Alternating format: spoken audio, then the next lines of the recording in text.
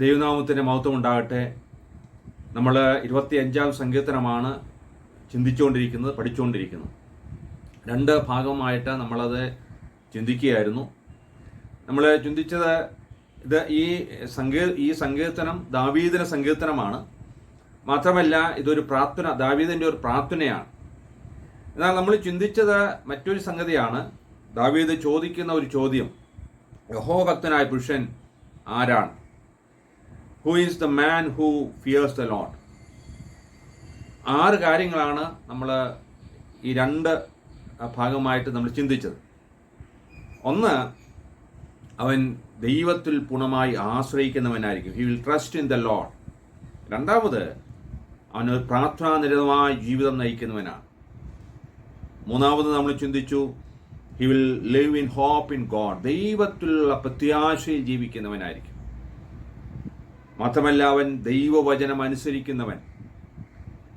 അഞ്ചാമത് ചിന്തിച്ചത്, he will have a dedicated life. സമർപ്പണ ജീവിതം ഉള്ളവനായിരിക്കും. അവസാനമായി 6-ാമതായിട്ട് ചിന്തിച്ചത്, അവൻ സൗമ്യതയുള്ളവനായിരിക്കും. A gentle life. അപ്പോൾ ഇങ്ങനെ 6 കാര്യങ്ങളാണ്. യഹോവഭക്തനായ പുരുഷൻ ആരാണ്, എങ്ങനെയുള്ളവനാണ് എന്നുള്ളതാണ് നമ്മൾ ചിന്തിച്ചത്. 6 കാര്യങ്ങൾ നമ്മൾ ചിന്തിച്ചു.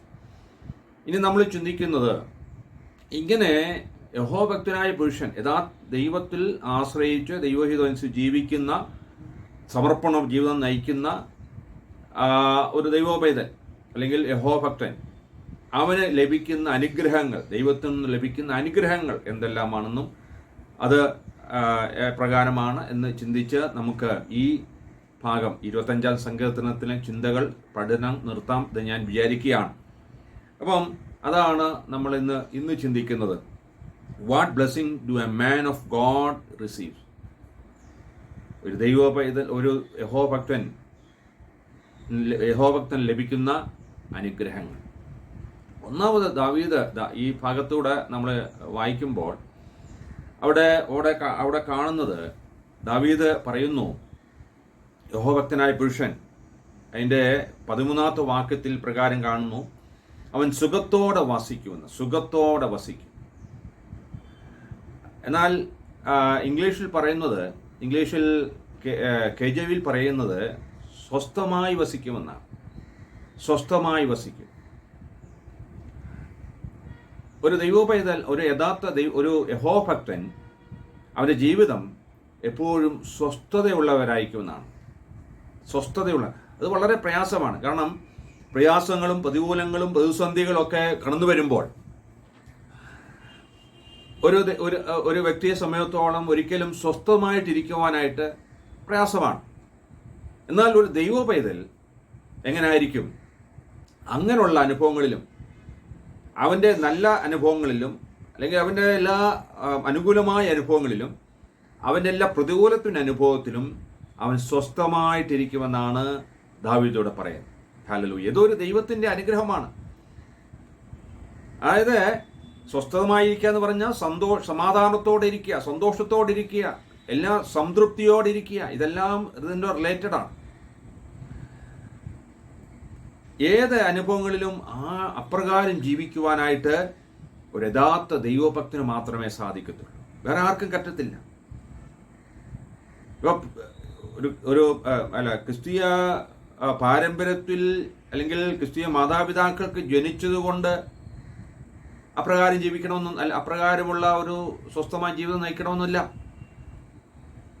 അല്ലെങ്കിൽ ഒരു ക്രിസ്ത്യാനി ആയെന്ന് പറഞ്ഞുകൊണ്ട് കാര്യമില്ല. യഥാർത്ഥമായി ദൈവത്തിൽ ആശ്രയിച്ച് ദൈവഹിതമനുസരിച്ച് ജീവിക്കുന്ന, സമർപ്പണ ജീവിതം നയിക്കുന്ന, വിശുദ്ധ ജീവിതം നയിക്കുന്ന ഒരു ദൈവോപൈതലിന് അവൻ എല്ലാ അനുഭവങ്ങളിലും സ്വസ്ഥമായിരിക്കുവാനായിട്ട് സാധിക്കും. അതായത് അവൻ്റെ ജീവിതത്തിൽ സന്തോഷവും സമാധാനത്തിൻ്റെ നിറവുണ്ടാകുന്ന a life full of happiness and peace. സങ്കീർത്തനക്കാരൻ പറയുന്നു, സങ്കീർത്തനം 4-ന്റെ 7-8 വാക്യങ്ങളിൽ ഇപ്രകാരം നമുക്കറിയാവുന്ന വാക്യമാണ്, ധാന്യവും വീഞ്ഞും വർദ്ധിച്ചപ്പോൾ അവർക്ക് ഉണ്ടായതിലും അധികം സന്തോഷം നീ എൻ്റെ ഹൃദയത്തിൽ നൽകിയിരിക്കുന്നു. ഞാൻ സമാധാനത്തോടെ കിടന്നുറങ്ങും. നീയല്ലോ യഹോവേ എന്നെ നിർഭയം വസിക്കും. അവിടെ നിർഭയം വസിക്കുമാറാക്കുന്നത് എന്ന് പറയുന്നുണ്ട്. നിർഭയം, ഭയമില്ലാത്ത അനുഭവം. ഏത് കൂരിട്ട് അനുഭവം വന്നാലും അതാണ്, അങ്ങനെയുള്ള അനുഭവങ്ങൾ വന്നാലും നിർഭയമായിട്ടിരിക്കുക, ഭയമില്ലാതെ അനുഭവത്തിലിരിക്കുക. അത് യഥാർത്ഥ ദൈവോപേതന് മാത്രമേ സാധിക്കത്തുള്ളൂ. ഒരു യഹോഭക്തന്, ശരിയായുള്ള ദൈവത്തിൽ ആശ്രയിച്ച് ജീവിക്കുന്ന ഒരു വ്യക്തിക്ക് മാത്രമേ അപ്രകാരം നിർഭയമായിട്ടിരിക്കുവാൻ സാധിക്കത്തുള്ളൂ. അവിടെ പറയുന്നത് എങ്ങനെയാണ്? ധാന്യവും വീഞ്ഞും വർദ്ധിച്ചപ്പോൾ അവർക്കുണ്ടായതിലും അധികം സന്തോഷം. അതായത് ധാന്യവും വീഞ്ഞും വർദ്ധിച്ചപ്പോൾ എന്ന് പറഞ്ഞാൽ സമൃദ്ധിയുടെ അനുഭവം, അതായത് സമ്പൽ സമൃദ്ധിയുടെ അനുഭവത്തിൽ അവർക്കുണ്ടായാലും സമ്പദ് സമൃദ്ധിയുടെ അനുഭവത്തിൽ ഉണ്ടാവുന്ന സന്തോഷം, അതിനേക്കാൾ അപ്പുറമായ സന്തോഷമാണ് നീ എനിക്ക്, അതായത് ദൈവം തരുന്നതായ സന്തോഷം. അത് ഈ ലോകത്തിൽ അനുഭവിക്കുന്നതിനേക്കാൾ അപ്പുറമായ സന്തോഷമാണ്. Price the Lord. അത് ആർക്കാ കിട്ടുന്നത്? ഒരു യഹോഭക്തന് മാത്രമേ കിട്ടത്തുള്ളൂ, എല്ലാവർക്കും കിട്ടത്തില്ല. യഥാർത്ഥമായി ദൈവത്തെ ആശ്രയിക്കുന്ന, ദൈവമനുസരിച്ച് ജീവിക്കുന്ന, സമർപ്പണ ജീവിതം നയിക്കുന്ന ഒരു ദൈവപൈതലിന് മാത്രമേ ആ സമാധാനവും സന്തോഷവും അനുഭവിക്കുവാൻ സാധിക്കത്തുള്ളൂ. അവിടെ പറയുന്നുണ്ട്, ഞാൻ സമാധാനത്തോടെ കിടന്നുറങ്ങും. പ്രിയമുള്ളവരെ, എല്ലാം അനുകൂലമാണെങ്കിൽ, നല്ല റൂമാണ്, AC റൂമാണ്, നല്ല ശീതീകരിച്ച് മനോഹരമായ ബെഡും കിടക്കയും ഒക്കെ ഉണ്ട്, എല്ലാം ഉണ്ടെങ്കിലും ഉറങ്ങാൻ സാധിച്ചില്ലെങ്കിലോ? എല്ലാം ഉണ്ട്. അതുപോലെ സാമ്പത്തികമായ എല്ലാ ഭദ്രതയും ഉണ്ട്. പക്ഷെ രാത്രി കിടക്കുമ്പോൾ ഉറക്കം വരുന്നില്ല. എന്നാൽ ഇതൊന്നുമില്ലെങ്കിലും ഒരു പാ കിട്ടിയാലും സുഖമായിട്ട് കിടന്നുറങ്ങുക എന്ന് പറഞ്ഞാൽ അതിൻ്റെ അപ്പുറത്തായിട്ട് മറ്റെന്താ ഉള്ളത്? ഹല്ലേലൂയ. അത് ആർക്കാ കിട്ടുന്നത്? ഒരു യഥാർത്ഥ ദൈവോപേതനെ കിട്ടത്തുള്ളൂ. അവന്റെ ആ പ്രയാസങ്ങളും പ്രതികൂലങ്ങളും ഒക്കെ അവന്റെ ജീവിതത്തിലുണ്ട്. ഇരുട്ടിന് അനുഭവങ്ങൾ ഉണ്ടാകാം. പക്ഷെ അതിൻ്റെ മധ്യത്തിലും സമാധാനത്തോടെ ഇരിക്കുവാൻ, സന്തോഷത്തോടെ ഇരിക്കുവാൻ ഒരു ദൈവോപേതന് അത് ദൈവത്തിൻ്റെ അനുഗ്രഹമാകട്ടോ. നമ്മൾ പറയും ഈ അനുഗ്രഹം എന്നൊക്കെ പറയുമ്പോൾ സാമ്പത്തികമായുള്ള ഭദ്രതയും അങ്ങനെയുള്ള എല്ലാ അനുകൂലമായ അനുഭവങ്ങളും ഒക്കെ വരുമ്പോൾ ദൈവം അവനെ അനുഗ്രഹിച്ചു എന്ന് പറയും. പക്ഷെ അതാണോ അനുഗ്രഹം? അതിനേക്കാളപ്പുറമായി ഇതൊന്നുമില്ലെങ്കിലും സമാധാനത്തോടെ സന്തോഷത്തോടെ കഴിയുക, സംതൃപ്തിയോടെ കഴിയുക, അതാണ് യഥാർത്ഥത്തിൽ ദൈവത്തിൻ്റെ അനുഗ്രഹം എന്ന് പറയുന്നത്. Price the Lord. അത് ആർക്കാ കിട്ടുന്നത്? അതൊരു ദൈവപേതന് മാത്രമേ കിട്ടത്തുള്ളൂ. ഒരു ദൈവപേതന് സ്വസ്ഥതയോടെ വസിക്കുക മാത്രമല്ല, എന്നാൽ അതോടൊപ്പം തന്നെ NIV പറയുന്ന ഇപ്രകാരമാണ്. അവിടെ പറഞ്ഞു, they will spend their days in prosperity.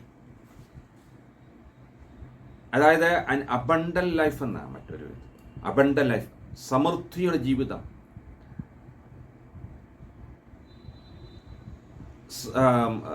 അതായത് സമൃദ്ധി അനുഭവിക്കുക എന്ന് പറഞ്ഞാൽ സമ്പദ് സമൃദ്ധി അല്ല. സമൃദ്ധി ഉണ്ടാകും. യാതൊരു ദൈവത്തിൽ ആശ്രയിക്കുന്നവർ തീർച്ചയായും അവന് സാമ്പത്തികമായുള്ള എല്ലാ അഭിവൃദ്ധി ഉണ്ടാകും.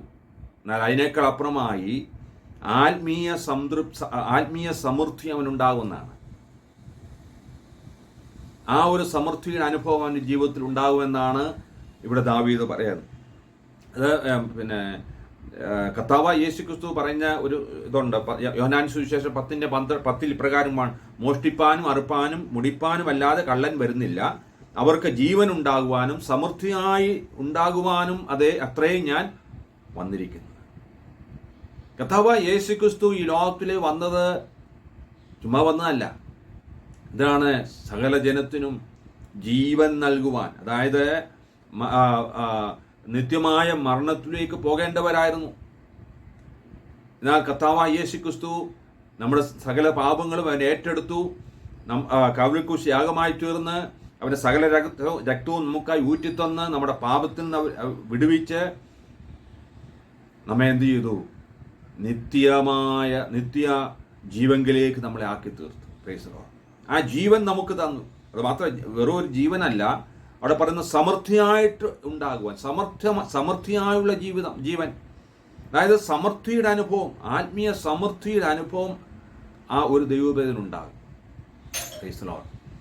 അതാണ് ഇവിടെ പറയുന്നത്. അപ്പോൾ യഥാർത്ഥമായി ദൈവത്തിൽ ആശ്രയിക്കുന്ന ഒരു ദൈവോപേതനെ സംബന്ധിച്ചിടത്തോളം അവനെന്താണ്, അവന് ഏത് അനുഭവങ്ങളിലും സ്വസ്ഥതയോടെ കഴിയാനായി, സന്തോഷത്തോടെ സമാധാനത്തോടെ കഴിയാൻ സാധിക്കും. മാത്രമല്ല സമൃദ്ധിയുടെ, ആത്മീയ സമൃദ്ധിയുടെ അനുഭവത്തിൽ ജീവിക്കുവാനും അവന് സാധിക്കുമെന്നാണ് ഇവിടെ നമുക്ക് കാണാം. Price the lord, hallelujah. രണ്ടാമത് നമ്മൾ ചിന്തിക്കുന്നത്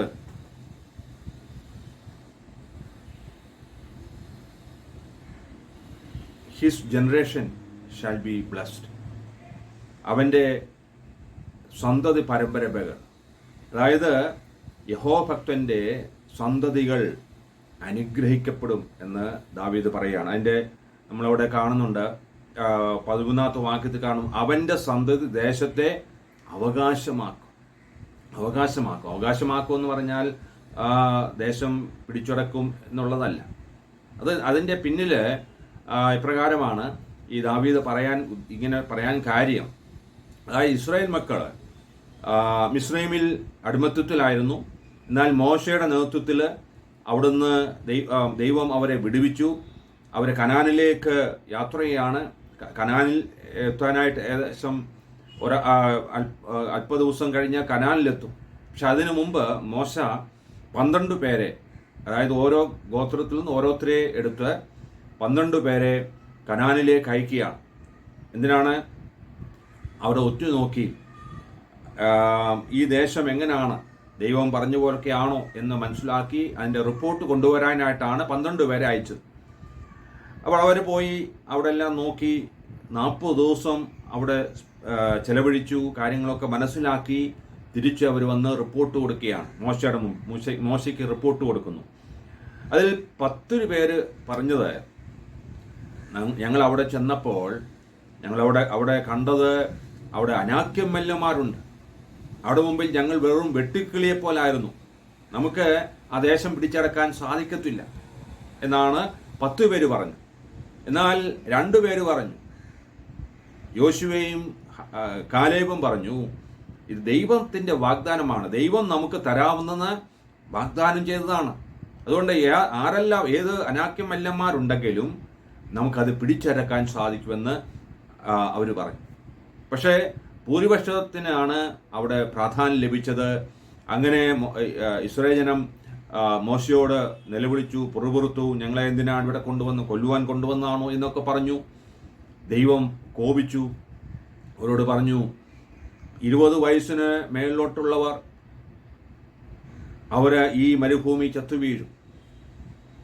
ഈ 12 പേര് എത്ര ദിവസം കനാനിൽ കഴിഞ്ഞു അത്രയും വർഷം അവർ ആ മരുഭൂമിയിൽ കൂടെ അവർക്ക് ചുറ്റി നടക്കേണ്ടി വന്നു. അവസാനം ഈ പിറുവിറുത്തവരെല്ലാം മരുഭൂമിയിൽ പെട്ടുപോയി. എന്നാൽ ദൈവത്തിൻ്റെ വാഗ്ദാനത്തിൽ വിശ്വസിച്ചവർ, അവരുടെ സന്തതികൾ കനാനിൽ പ്രവേശിച്ചു, കനാൻ അവകാശമാക്കി തീർത്തു. പറയാൻ കാര്യം, ദൈവത്തിൻ്റെ വാഗ്ദാനം അനുസരിച്ച് ജീവിക്കുന്ന, അതായത് ദൈവഹിതമനുസരിച്ച് ദൈവത്തിൽ ആശ്രയിച്ച് ദൈവത്തിൻ്റെ വാഗ്ദാനം വിശ്വസിച്ച് ദൈവത്തോട് ചേർന്ന് നടക്കുന്ന ഒരു ദൈവോപൈതന്റെ സന്തതികൾ അനുഗ്രഹിക്കപ്പെടുമെന്നാണ് പറയുന്നത്. Price the lord, hallelujah. പ്രിയമുള്ളവരെ, അത് ദൈവത്തിൻ്റെ അനുഗ്രഹമാണ്. ദൈവത്തോട് ചേർന്ന് നടക്കുന്നവരെ സന്തതികൾ ഒരിക്കലും, ആമേൻ, ഹല്ലേലൂയ, നശിച്ചു പോകത്തില്ല.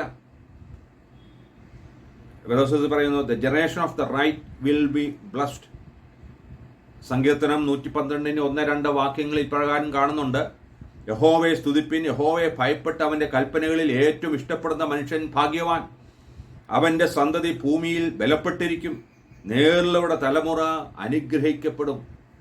നോക്കുക, യഹോവയെ ഭയപ്പെട്ട് അവൻ്റെ കൽപ്പന ഏറ്റവും ഇഷ്ടപ്പെടുന്ന മനുഷ്യൻ ഭാഗ്യവാൻ. അതായത് ദൈവത്തെ ഭയപ്പെട്ട് ദൈവവചനം അനുസരിക്കുന്ന മനുഷ്യൻ ഭാഗ്യവാനാണ്.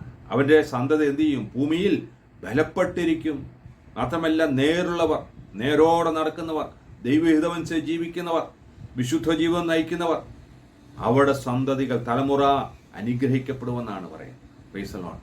അതുകൊണ്ട് പ്രിയമുള്ളവരെ, ദൈവത്തോട് ചേർന്ന് നടക്കുന്ന അമേൻ, ദൈവഹിതവും ജീവിക്കുന്ന, വിശുദ്ധവും ജീവൻ നയിക്കുന്ന ഒരു ദൈവ പൈതന്റെ സന്തതികൾ അനുഗ്രഹിക്കപ്പെടും, യാതൊരു സംശയമില്ല.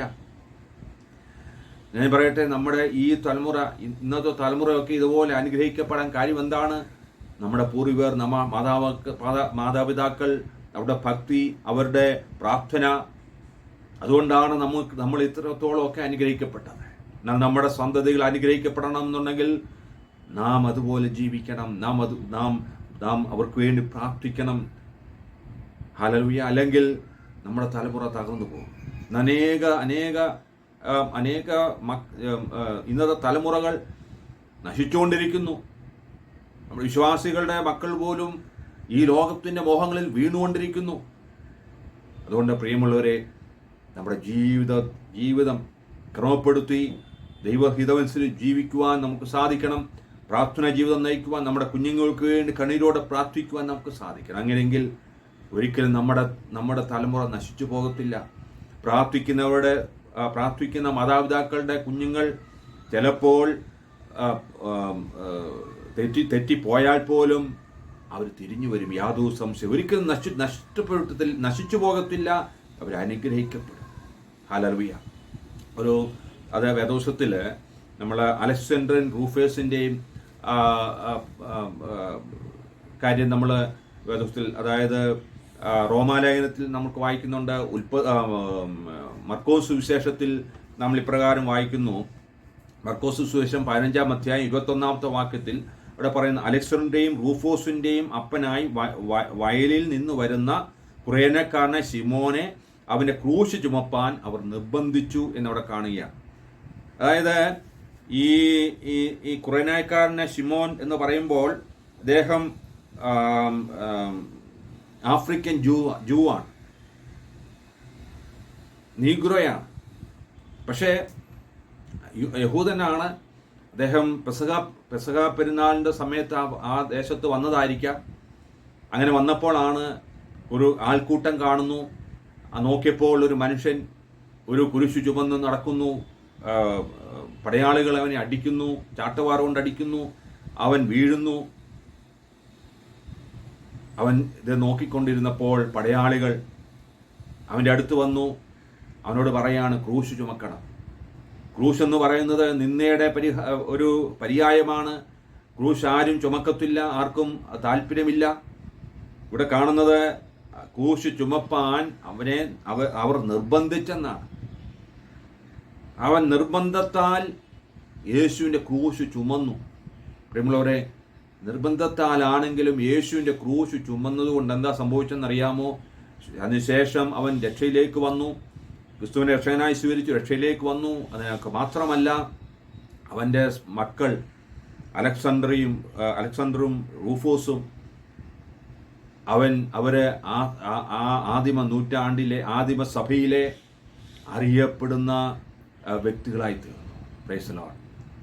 അറിയപ്പെടുന്ന വ്യക്തികൾ. അതുകൊണ്ടാണ് ഈ ലൂക്കോസ് സുവിശേഷം എഴുതിയിരിക്കുന്ന AD 65 അപ്പോൾ ആ സമയത്ത് ഈ അലക്സാണ്ടർ റൂഫോസും ആദിമ സഭയിൽ അറിയപ്പെടുന്ന വ്യക്തികളായി തീർന്നു. അതുകൊണ്ടാണ് മക്കൾ മുഖാന്തരം അപ്പൻ അറിയപ്പെടുന്നത്.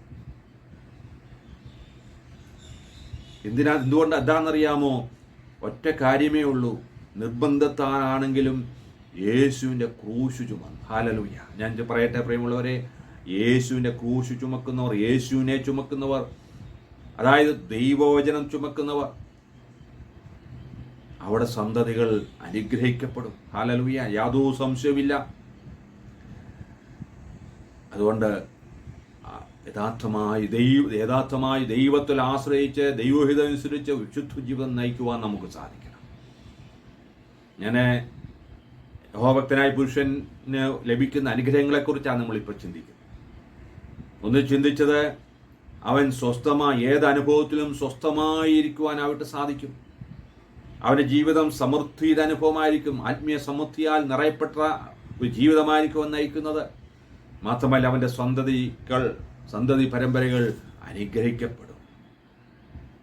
മൂന്നാമത് അവിടെ നമ്മൾ കാണുന്നത് 25-14 നമ്മൾ വായിക്കുന്നുണ്ട്, യഹോവയുടെ സഖിത്വം തൻ്റെ ഭക്തന്മാർക്ക് ഉണ്ടാകും.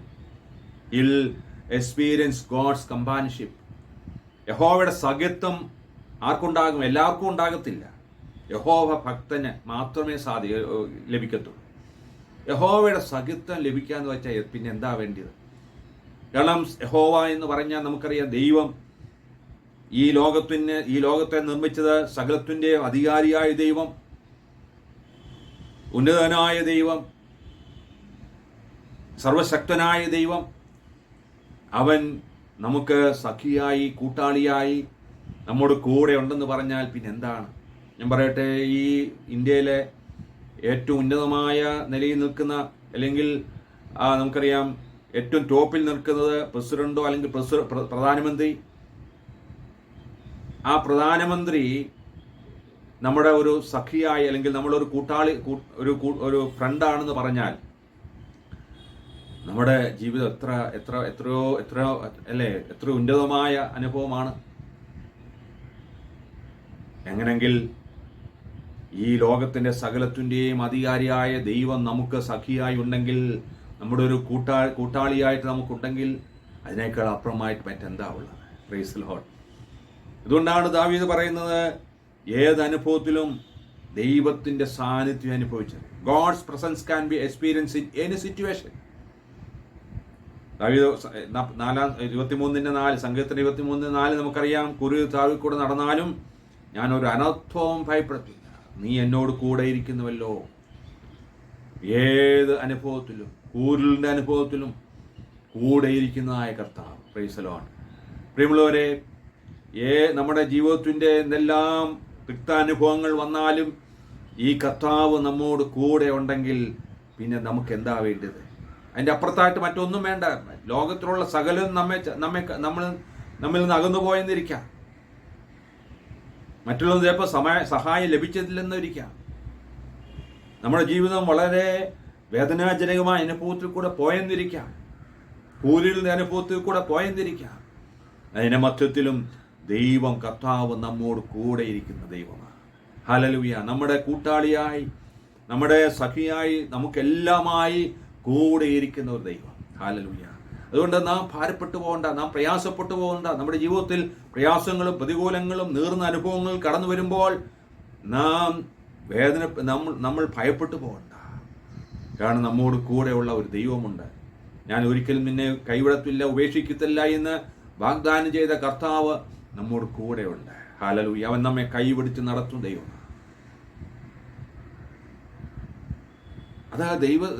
അതാർക്കാ? എല്ലാവർക്കും ഉള്ള യഹോഭക്തനായ യഹോഭക്തന് മാത്രമേ ആ ദൈവത്തിന്റെ സാന്നിധ്യം, ദൈവത്തിന്റെ ആ സഖിത്വം അനുഭവിക്കുവാൻ സാധിക്കത്തുള്ളൂ.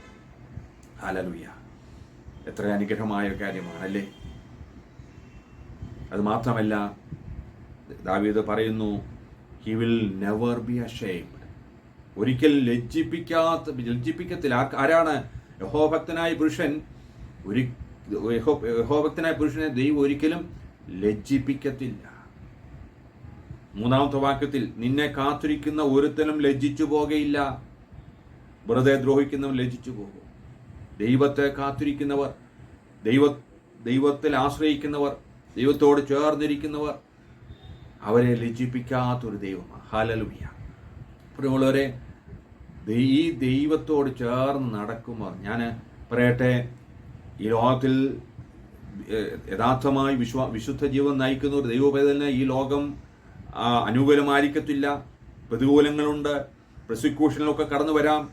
എന്നിട്ട് ഒരിക്കലും നമ്മെ ലജ്ജിപ്പിക്കാത്തൊരു ദൈവമുണ്ട്. ഹല്ലേലൂയ. അതുകൊണ്ടാണ് those who lift up their eyes to the Lord will never be ashamed. അവങ്കിലേക്ക് നോക്കുക പ്രകാശിതരായ, അതാണ് സങ്കീർത്തനം 34:5 കാണുന്നല്ലേ, അവങ്കിലേക്ക് നോക്കുക പ്രകാശിതരായ അവരുടെ മുഖം ലജ്ജിച്ചു പോയിട്ടില്ല. ദൈവത്തിലേക്ക് നോക്കുന്ന, ദൈവത്തിൽ ആശ്രയിക്കുന്ന ഒരു ദൈവപൈതലിനെ ഒരിക്കലും ദൈവം ലജ്ജിപ്പിക്കത്തില്ല, തലകുൽപ്പിക്കത്തില്ല. ശത്രുക്കളുടെ മുമ്പിൽ ഒരിക്കലും ലജ്ജിച്ചു പോവാൻ ഇടയാക്കത്തില്ല. Praise the lord. ഹല്ലേലൂയ. എത്രയോ അനുഗ്രഹമായ കാര്യം അല്ലേ? ഹല്ലേലൂയ. എത്രയോ അനുഗ്രഹമായ കാര്യമാണ്. പ്രിയമുള്ളവരെ, ആ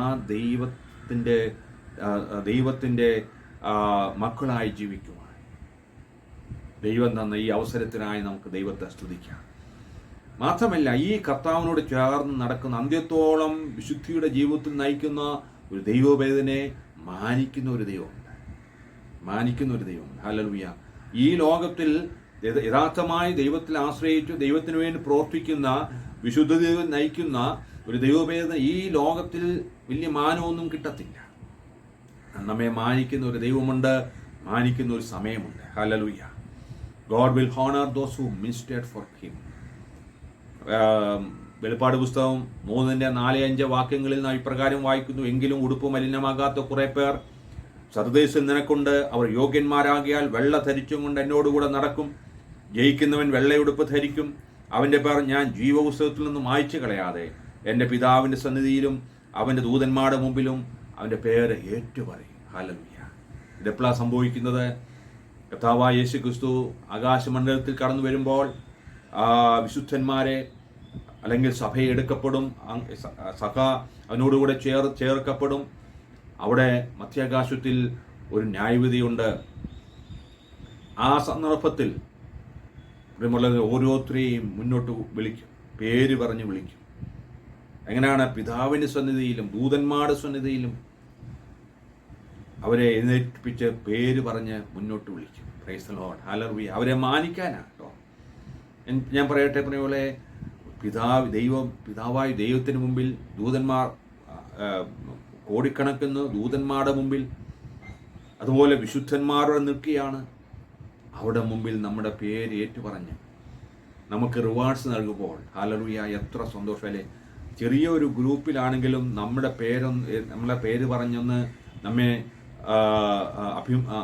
അഭിനന്ദിക്കുമ്പോൾ നമുക്ക് എത്ര സന്തോഷമാണ്. അങ്ങനെയെങ്കിൽ ഈ പിതാവിൻ്റെ മുമ്പിലും ദൂതന്മാരുടെ മുമ്പിലും ഈ വിശുദ്ധന്മാരുടെ മുമ്പിലും നമ്മുടെ പേര് പുത്രൻ, വേറെ ആരുമല്ല, പുത്രൻ കർത്താവായ യേശു ക്രിസ്തു നമ്മുടെ പേര് ഏറ്റുപറയുമ്പോൾ എത്രയോ സന്തോഷമല്ലേ. ഹല്ലേലൂയ. ഞാൻ പറയട്ടെ പ്രിയമുള്ളവരെ, ഈ ലോകത്തിൽ, ഞാൻ നേരത്തെ പറഞ്ഞു, ഈ ലോകത്തിൽ നമുക്ക് വലിയ മാനം കിട്ടത്തില്ല. ഞാൻ പറയട്ടെ, കർത്താവിന് വേണ്ടി പ്രവർത്തിക്കുന്ന എത്രയോ വ്യക്തികളുണ്ട്. അവരുടെ പേരൊന്നും ഈ ലോകത്തിൽ അവർക്കറിയത്തില്ല. വളരെ രഹസ്യമായി കർത്താവിന് വേണ്ടി പ്രവർത്തിക്കുന്ന അനേകരുണ്ട്. പക്ഷെ അവരെ മാനിക്കുന്ന ഒരു ദിവസമുണ്ട്. ഹല്ലേലൂയ. ഞാൻ മറ്റൊരു കാര്യം കൂടെ പറയാം. ഈ ലോകത്തിൽ മാനം കിട്ടാനായിട്ട് നമ്മൾ ഒത്തിരി കാര്യം ചെയ്യും, ഒത്തിരി ഓടി നടക്കും. പക്ഷേ അവർക്ക് ആ കർത്താവിൻ്റെ മുമ്പിൽ മാനം കിട്ടണം എന്നില്ല. എന്നാൽ ഇവിടെ മാനമൊന്നും ലഭിച്ചില്ലെങ്കിലും നമ്മെ മാനിക്കുന്ന ഒരു കർത്താവുണ്ട്. ഹല്ലേലൂയ. അതിനുവേണ്ടിയാണ് നമ്മൾ ഈ ലോകത്തിൽ നമ്മൾ വിശുദ്ധ ജീവിതം നയിക്കുന്നത്. ഇവിടെ പറയുന്നതെങ്കിൽ ഉടുപ്പ് മലിനമാകാത്ത കുറേ പേർ സദീസിലൊന്നൊക്കെ ഉണ്ടെന്നാണ്. കുറേ പേർ, ഒത്തിരി പേര് കാണത്തില്ല, പക്ഷേ കുറേ പേർ. ഞാൻ ചോദിക്കട്ടെ, നമ്മളതിൽ ഉൾപ്പെട്ടവരാണോ? ആ വിശുദ്ധ ജീവിതം നമിക്കാൻ നമുക്ക് സാധിക്കുന്നുണ്ടോ?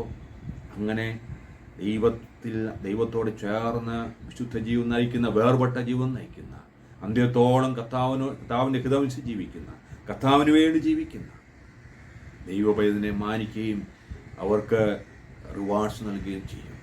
ഹല്ലേലൂയ. അത് പ്രാപിക്കുവാൻ നമുക്ക് സാധിക്കണം. ഞാൻ പറഞ്ഞത് 4 കാര്യങ്ങൾ. എന്താ?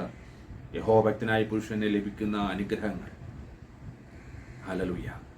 ഒന്ന്, നമ്മൾ ചിന്തിച്ച എന്താണ്? അവൻ ഏത് അനുഭവത്തിലും സ്വസ്ഥതയോടെ ജീവിക്കുവാൻ അവൻ സാധിക്കും. സമൃദ്ധിയുടെ, ആത്മീയ സമൃദ്ധിയുടെ അനുഭവത്തിൽ ജീവിക്കുവാൻ അവന് സാധിക്കും. അവൻ്റെ സന്തതി പരമ്പരകൾ അനുഗ്രഹിക്കപ്പെടും. അവൻ്റെ ജീവിതത്തിൽ ദൈവത്തിൻ്റെ മാനം അവനുണ്ടാകും. ഹല്ലേലൂയ. പ്രിയമുള്ളവരെ, അപ്രകാരമുള്ള അങ്ങനെ ദൈവത്താൽ അനുഗ്രഹിക്കപ്പെട്ട ജീവിതം നയിക്കുവാൻ ദൈവം നമ്മെ സഹായിക്കട്ടെ.